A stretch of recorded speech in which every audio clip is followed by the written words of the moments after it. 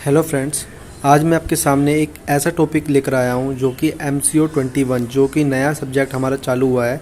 Managerial economics इसका नाम है। ठीक है, उसकी स्टार्टिंग का दूसरा टॉपिक पड़ता है। हम एक सीरीज़ में लेकर चल रहे हैं इसको। जैसे मैंने पहले चैप्टर पढ़ाया था, उसकी स्टार्टिंग में मैंने मोस्टली कंप्लीट किया था। ऐसे हम धीरे धीरे आगे चैप्टर्स को गाइड के थ्रू, हमें जो स्टडी मटेरियल मिलता है उसके अकॉर्डिंग हम पढ़ते रहेंगे। ठीक है, तो बात करते हैं अब इस चीज़ के अंदर। आज मैं पढ़ाऊँगा fundamental nature of managerial economics, इसके बारे में। तो हम बात करते हैं मैनेजमेंट की। मैनेजमेंट है क्या?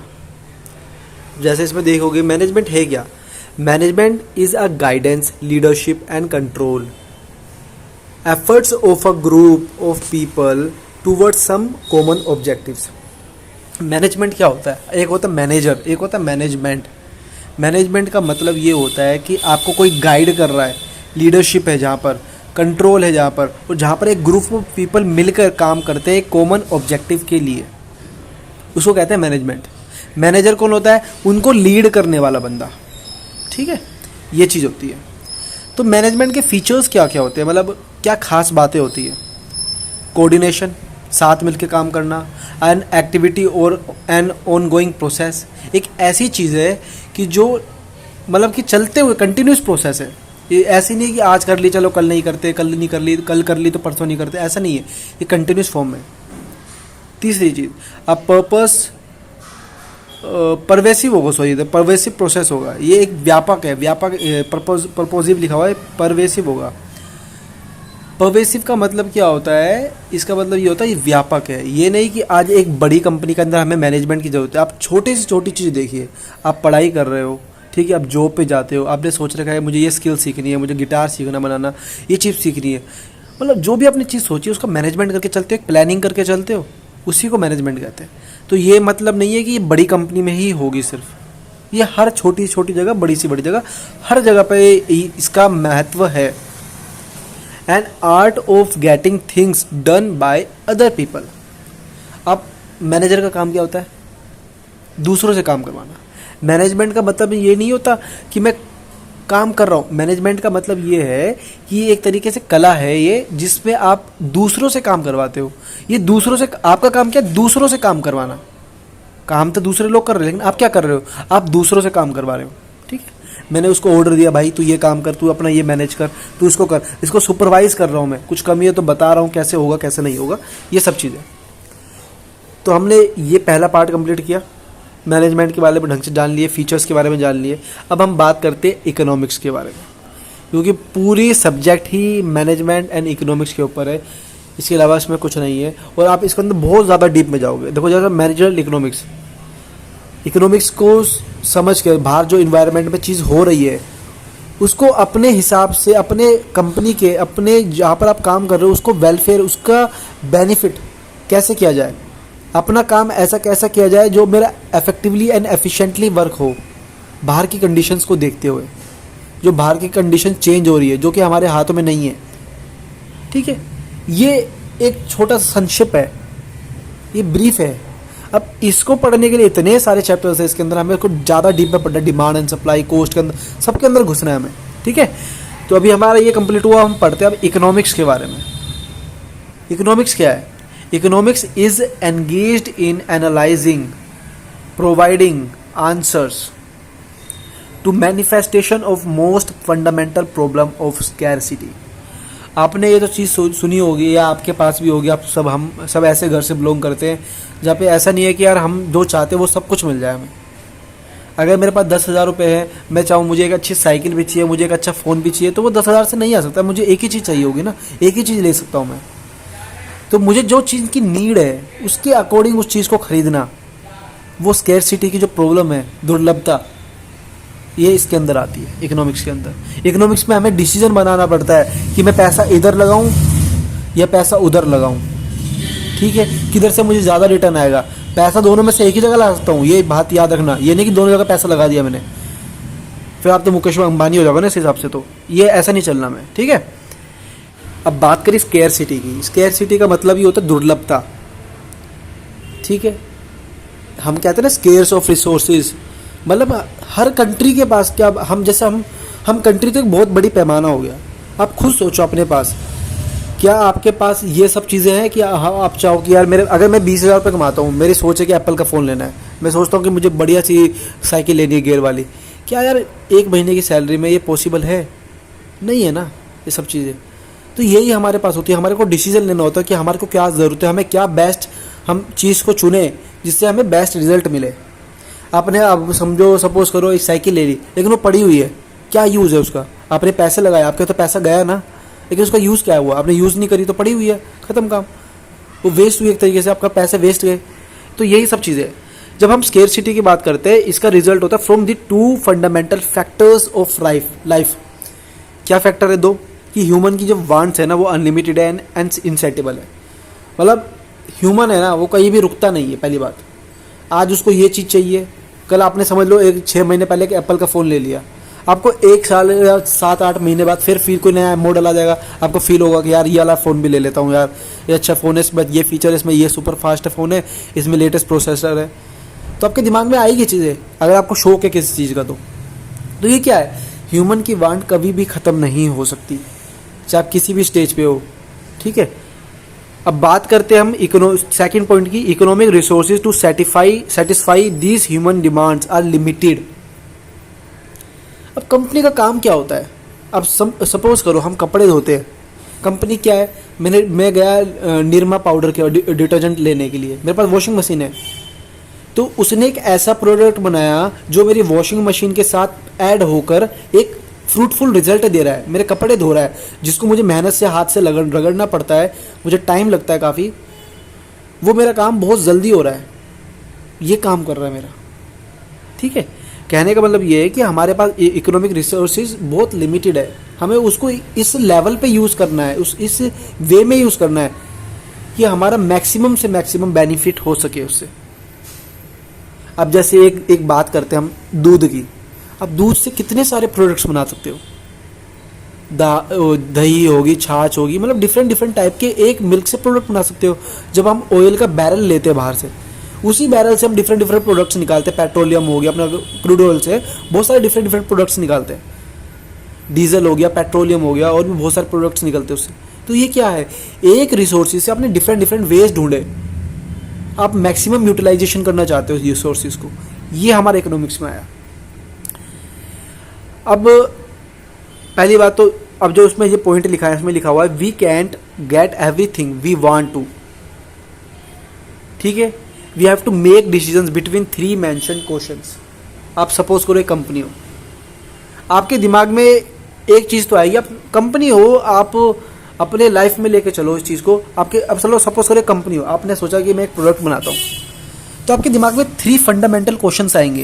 पहली चीज़, व्हाट टू प्रोड्यूस, क्या प्रोड्यूस करूं, हाउ टू प्रोड्यूस, कैसे प्रोड्यूस करूं, and for whom to produce, किसके लिए प्रोड्यूस करूं। सपोज करा, सुना आपने ढंग से, मैंने क्या बोला, पहले मैंने बोला क्या करूं, कैसे करूं, और फिर किसके लिए करूं। भाई क्या प्रोडक्ट करूं मैं प्रोड्यूस, मैंने सोचा मैं चल एक फ़ोन बनाता हूं, फिर मैंने बोला कैसे प्रोड्यूस करूं, मेरे पास क्या क्या रिसोर्सेज है उसका यूटिलाइजेशन करना, कितना फंड्स चाहिए, कितना क्या चाहिए मुझे, कितना पैसा लगेगा। तीसरी चीज़ आ गई फॉर होम टू प्रोड्यूस, किसके लिए प्रोड्यूस करूं, यंगस्टर्स के लिए करूं, अडल्ट लोगों के लिए करूं, मतलब अडल्ट लोग इन द सेंस कि वो जो बड़े लोग होंगे उनको तो ज़्यादा हैवी फ़ोन चाहिए नहीं कि सुपर फास्ट फ़ोन हो, वो तो खुश हो जाएंगे 5-7 हज़ार के फ़ोन में। लेकिन जो यंगस्टर होंगे उनको चाहिए गेमिंग फ़ोन, 15,000 का फ़ोन, 20,000 का फ़ोन, 25,000 का फ़ोन। तो ये सब चीज़ें आ गई उसके अंदर ऐड होगी। These 3 questions needs to be addressed. How an economic theory, its various institutions solves or answers these questions. अब क्या होता है, अब ये जो 3 सवाल है ना, ये जो 3 सवाल है, इसको पूरा करने के लिए 3 एक ऐसी इंस्टीट्यूशंस है जो कि काम करती है। आपने सोचा क्या प्रोड्यूस करूं, अब ये कौन सोचेगा, एक प्राइवेट कंपनी सोचेगी या तो सरकार सोचेगी। ये दो मैंने इंस्टीट्यूट आपका नाम बता दिया, एक प्राइवेट होगी और एक गवर्नमेंट होगी। प्राइवेट इन द सेंस में मार्केट लिया है, इंटायरली बाय मार्केट, प्राइवेट के अंदर ही आ गई। और एक हो गया हमारी गवर्नमेंट सरकार, और एक होती है मिक्सचर ऑफ बोथ। अब होता क्या है, जैसे हमारा डेमोक्रेटिक कंट्री है, जब स्टार्टिंग थी 1991 से पहले, तो बहुत सारी बाउंडेशंस थी प्राइवेट कंपनी के ऊपर even Coca Cola, Indira Gandhi ji के समय में कोका कोला को भी बाहर कर दिया था हमारे देश से कि नहीं, प्राइवेट कंपनी का हम वो इन्वॉल्वमेंट नहीं देखेंगे अपनी कंट्री के अंदर, ठीक है। क्योंकि हमारी कंट्री भी उससे डैमेज होती थी, मतलब डैमेज इन द सेंस हमारी जो कंट्री के अंदर और भी छोटी छोटी कंपनीज थी वो इन्फ्लुएंस हो रही थी, वो अपना बिजनेस स्टेबल नहीं कर पा रही थी। हमारी बाहर की कंपनी के चक्कर में हमारी कंपनी स्टेबल नहीं हो पा रही थी, ये कहने का मतलब मेरा। अब होता क्या था, 1991 के बाद जब बिल्कुल हमारी इकोनॉमिक डाउन गई तो हमें समझ में आया कि भाई ऐसा काम नहीं चलेगा, प्राइवेट कंपनीज को भी हमें भागीदारी देनी पड़ेगी, गवर्नमेंट अकेले कुछ नहीं कर सकती सारा कुछ, ठीक है। तो यही मैं कह रहा हूँ। अब अभी भी ऐसी कंट्रीज काफ़ी है, जैसे क्यूबा होगी, लाओस होगी, जो कि इंटायरली गवर्नमेंट रन करती है उसको, मतलब उसमें आपको प्राइवेट सेक्टर का बहुत ही ना के बराबर हस्तक्षेप मिलेगा। इवन चाइना की बात करेंगे, चाइना एक तरीके से कम्युनिज्म है, ठीक है, लेकिन उधर भी प्राइवेट कंपनीज बहुत बोलबाला हो रहा है धीरे धीरे। ऐसा नहीं है कि तो सारी सरकारी चला रही है, प्राइवेट कंपनीज भी बहुत अच्छा करा है उन्होंने, क्योंकि उनको पता है कि भाई अगर इकोनॉमिक्स को हमें, अपनी कंट्री की इकोनॉमी को हमें आगे ले जाना है तो ऐसा करना पड़ेगा, ठीक है। सबके साथ से ही हो सकता है ये। जैसे कि मैंने आपको बताया, देखो ये स्केर्सिटी, हमारे अब चॉइसेस कितनी है, अनलिमिटेड, लेकिन हमारे पास रिसोर्सेज क्या है, लिमिटेड। हमें क्या क्या सोचना है भाई, क्या प्रोड्यूस करें, कैसे प्रोड्यूस करें और किसके लिए प्रोड्यूस करें, ठीक है। आप सुनोगे समझोगे तो मुझे लगता नहीं कि इसमें कोई बड़ा बात है। आपका मैं सारा क्लियर करते जा रहा हूँ। अगर आप पेपर में बैठोगे, आप 2-4 बार डायग्राम देखोगे और अपनी ये चीज़ें बनाओगे जो मैंने समझाया है तरीका, मैं आपको गारंटी देता हूँ आपको कुछ करने की ज़रूरत नहीं है, आपको सारा पेपर आप आराम से करके आओगे, ठीक है, कोई इशू नहीं होगी। अब आगे चलते हैं। जैसे कि मैंने इसमें एक चीज़ लिखी है, मतलब कि कोट करी है, स्क्रीनशॉट खींचा है। In rich countries markets are too familiar to attract attention, ठीक है।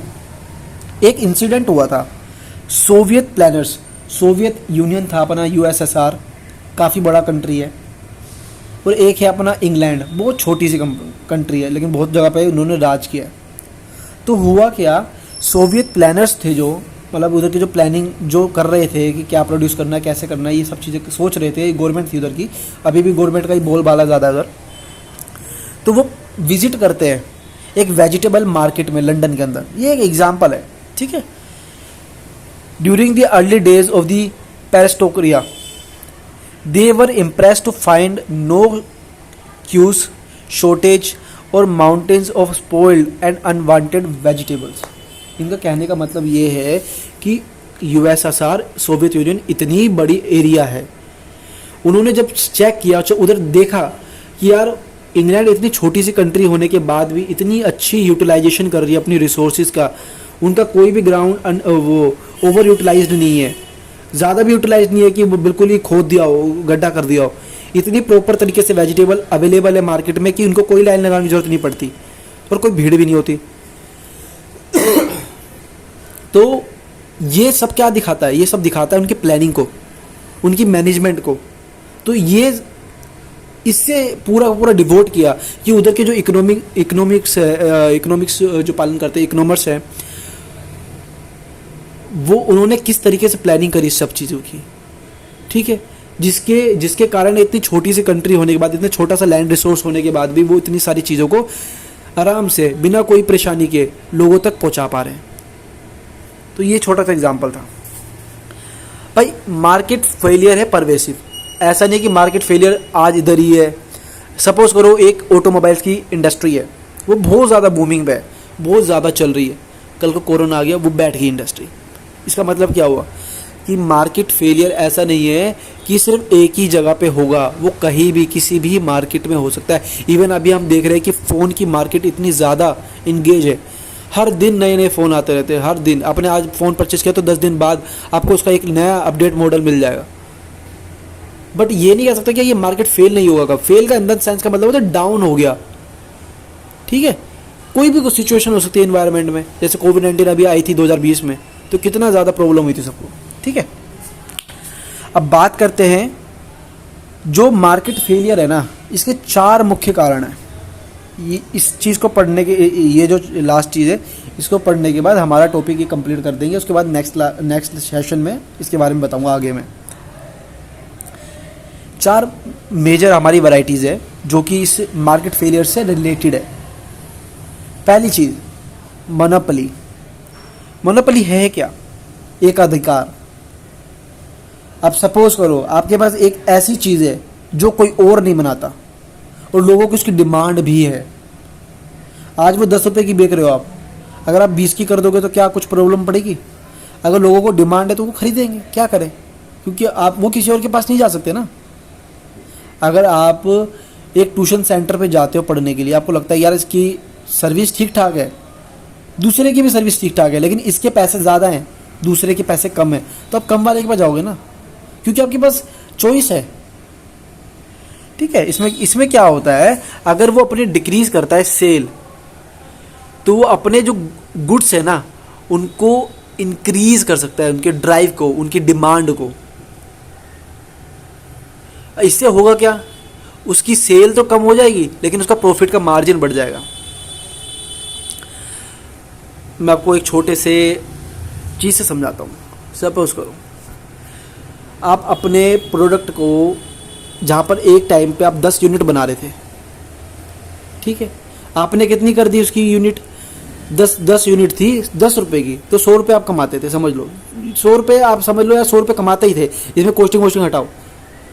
कल को आपने क्या करा, 5 यूनिट कर दी, लेकिन एक यूनिट की कॉस्ट 50 रुपये कर दी, आप कितना कमा रहे हैं, 250 रुपये। कहने के मतलब उसने सेल तो कम कर दी, लेकिन लोगों की जो ड्राइव थी वो इंक्रीज हो रही है, उनको चाहिए चीज़, तो वो तो खरीदेंगे ना। इससे क्या हो रहा है, इससे पूरी मार्केट इम्बैलेंस हो रही है। जो बंदा ऐसा कर सकता है तो वो कल को कुछ भी प्राइस बना देगा, तो इसका कोई बैलेंस नहीं है ना। इससे होगा क्या, रिजल्ट क्या आएगा, consumption and production are less than efficient amount. जितना होना चाहिए, आप 10 रुपये देते हो तो 10 रुपये के हिसाब की चीज़ लेते हो। आप ऐसा तो नहीं 10 रुपये दे के मर्सिडीज गाड़ी खरीद लोगे, ऐसा तो नहीं होता। ठीक है, तो सेम चीज़ इसके अंदर भी है। इससे क्या होगा, causing dead weight loss in welfare. इससे ओवरऑल जो कंट्री का वेलफेयर है ना वो बिगड़ेगा। सेकंड चीज़, पब्लिक गुड्स आती है। अब इसके अंदर मैं आपको एक चीज़ एग्जांपल से समझाता हूँ, आपको बहुत ज़्यादा अच्छा तरीके से क्लियर होगा। आप इससे रिलेटेड वो चीज़ लिख के आओगे तो आपको बहुत ज़्यादा, आपको परेशानी भी नहीं होगी कुछ। ठीक है, समझने में, जब आपको कुछ पॉइंट के बारे में आप पता है, समझ में आता है, तो आप उसके अंदर बना के आराम से लिख सकते हो। सपोज करो एक चैरिटेबल फंड है, मैं कहता हूँ कोई डिजास्टर से रिलेटेड कोई चैरिटेबल फंड है, कोई नॉर्मल फंड है, कोई गरीब लोगों के लिए फंड है, कोई आपका कोई एयर जो साफ करने वाला है उससे रिलेटेड फंड है, कोई डिफेंस का फंड है, तो ये सबके लिए ओपन है। आप जाओ तो अपना चढ़ावा चढ़ा सकते हो। चढ़ावा इन द सेंस आप अपने डोनेशन दे सकते हो, जितना आपकी श्रद्धा हो, जितना आपको लगता है कि आप कर सकते हो। सपोज करो एक कंट्री में या एक एरिया में, या समझ लो एक कंट्री में 100 करोड़ लोग रहते हैं। ठीक है, 100 करोड़ में से अगर 1 करोड़ देते हैं चंदा, 1 करोड़ डोनेट करते सभी के अंदर, बाकी 99 करोड़ नहीं देते, तो कोई इनको फोर्स कर सकता है कि क्यों दे नहीं रहे? ठीक है, तो इस कारण से कुछ चीज़ें हमारी प्रभावित होती है। अब वो चैरिटेबल कहेगा यार मुझे तो चैरिटी मिलती नहीं है, मैं कैसे चलाऊं, मेरा तो काम ही चैरिटी से। तो आप इसके लिए किसी को फोर्स नहीं कर सकते ना। आपका ये भी एक तरीके से मार्केट है, किसी के भला करना, किसी का वो करना, ये भी तो एक तरीके से नॉन प्रॉफिटेबल होता है। बट एक ये इसका भी एक कैटेगराइज है, आप इसको कह सकते हो कि इंडस्ट्री है इसकी, चैरिटेबल की। इंडस्ट्री का मतलब होता है group of institution having same features. ठीक है, ये आ गई इसके अंदर। आप किसी को फोर्स नहीं कर सकते। आधे बंदे कहेंगे भाई मैं तो नहीं देता इसके अंदर पैसे, मैं तो डिफेंस में नहीं दे रहा फंड, मैं तो डिजास्टर के अंदर नहीं दे रहा फंड, वो जबरदस्ती तुमसे लेने आ रहा है, नहीं। तो इससे प्रॉब्लम पड़ती है उनको। वो अपना जो उन्होंने सोची होती है कि मैं ये चीज़ करूँगा, मैं वो कर पाऊँगा, लोगों की मदद कर पाऊँगा, तो वो उस एफर्ट से नहीं कर पाते, जिससे कि इम्बैलेंस क्रिएट होता है। अब हम बात करते हैं थर्ड पॉइंट की। ये लिटिल बिट ट्रिकी हो सकता है, बट मैं कोशिश करूँगा आपको ढंग से समझाने की। ठीक है, छोटा सा चीज़ लेके चलते हैं, इसमें ज़्यादा कुछ नहीं हमें नहीं करना। हमें नॉलेज होनी चाहिए हर चीज़ की, क्योंकि मैंने आपको फिर बताया हूँ कि एमकॉम इग्नू के थ्रू या किसी भी चीज़ के थ्रू जब हमें जो स्टडी मटेरियल देता है, उसके जो भी टॉपिक्स होते हैं ना, उससे एक भी क्वेश्चन आपको बाहर नहीं मिलेगा। मैं आपको गारंटी कहता हूँ, आप 99% क्वेश्चन ऐसे होंगे जो आपको सिर्फ टॉपिक से उठा के दे रखे होंगे। लेकिन शर्त क्या है, आपको पढ़ के पूरा जाना पड़ेगा। पढ़ के इन द सेंस आपको समझ होनी चाहिए सबकी। पढ़ने का मतलब नहीं रट्टाफिकेशन करके जाना, और ये समझने का ही गेम है सारा। ठीक है, बात करते हैं एक्सटर्नलिटी की। एक्सटर्नलिटी के अंदर क्या होता है? एक्सटर्नलिटी के अंदर सपोज करो कि ऐसा प्रोडक्ट जिससे पोल्यूशन क्रिएट होता है, लेकिन उसको कौन बर्न कर रहा है? उसको लोग बर्न कर रहे हैं। एक ऐसा स्मोकर, समझो पैसिव स्मोकर की बात कर रहा हूँ मैं, एक बंदा सिगरेट पी रहा है, वो पी रहा है, उसका सेहत खराब हो रही है, लेकिन आपने कभी सोचा वो जो सिगरेट पी के जो धुआं बाहर छोड़ता है वातावरण में, तो पोल्यूशन उससे होता है। ये गलत चीज़ होगी, ये बैड एक्सटर्नलिटी होगी।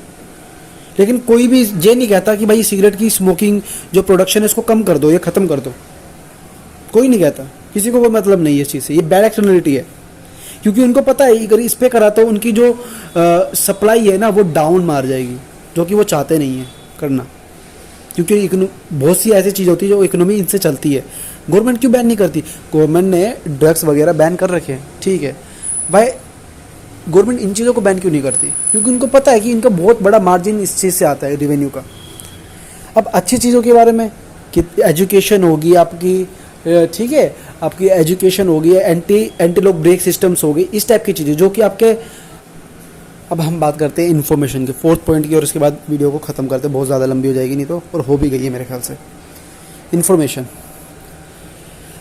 देखो ऐसा होता है ना, जब हम कोई एक कार का एग्जांपल लेकर चलते हैं, एग्जांपल के थ्रू चलेंगे तो सारे पॉइंट समझते जाएंगे। हम एक कार लेने जाते हैं, हमें क्या है कि भाई अगर ये कार महंगी है तो ये कार बढ़िया है, ये जनरल थिंक है। कार क्या, और भी कोई भी चीज़ की, सपोज करो एक आपको कार ऑफर की जाती है, एक टाटा की कंपनी की कार है जो कि 7-8 लाख रुपए की है, और एक आपको 2 लाख की कार दी जाती है। आपको लुक अच्छा लग रहा है, बट आपको लगेगा यार प्राइस से कम लिए तो इसमें कुछ ना कुछ तो इन्होंने चेंजेस किए होंगे, इंजन कम पावर का होगा, टायर भी अच्छे नहीं होंगे, तो वो सोचते हैं कि ये ट्रैश है, मतलब ये सस्ती चीज़ है तो ये बेकार है। अब कंपनी वाले सोचते हैं भाई महंगे बेचते हैं, वो ये सोचते हैं कि महंगे बेचते हैं। अगर लोगों की थिंकिंग ये है कि अगर हम कम प्राइस रखेंगे अपने प्रोडक्ट का तो वो लोग सोचेंगे कि भाई ये बेकार चीज़ है, तो प्राइस ज़्यादा कर लेते हैं। इससे क्या हो रहा है? इससे इम्बैलेंस क्रिएट होता है, जो एक्चुअल प्रोडक्ट की प्राइस है हम उससे ज़्यादा पे कर देते हैं उनको, ठीक है। तो ये मार्केट फेलियर का एक पॉइंट है। तो मैंने ये 4 चीज़ें बताई, ये मार्केट फेलियर के वैराइटीज़ है, मतलब इनसे मार्केट जो हमारा फेलियर है वो कोज होता है। आप ना इस वीडियो को एक बार देखोगे, 2 बार देखोगे, मेरे को लगता नहीं उसके बाद आपको देखने की ज़्यादा ज़रूरत है। आप इसको वीडियो को चलाकर अपना फ़ोन या कान में लीड लगाकर एक की स्पीड या थोड़ी स्पीड तेज़ करके समझोगे ना, तो आपको पूरा क्लियर हो जाएगा, कोई इतनी परेशानी नहीं होगी। कुछ टॉपिक्स अभी कभी ऐसा लगता है कि यार थोड़ा सा लिटिल बिट ट्रिकी जा रहा है, बट हमें समझना है हल्का फुल्का। अगर हमें हल्का फुल्का भी उस पॉइंट के बारे में नॉलेज होगी तो हम पेपर में अच्छे पॉइंट्स बनाकर आ जाएंगे अपनी भाषा में। आपको हिंदी में लिखना है, इंग्लिश में लिखना है, जैसे भी लिखना है। समझा तो मैं हिंदी में रहा हूँ, बोल दो। I hope you like this video. Thank you very much.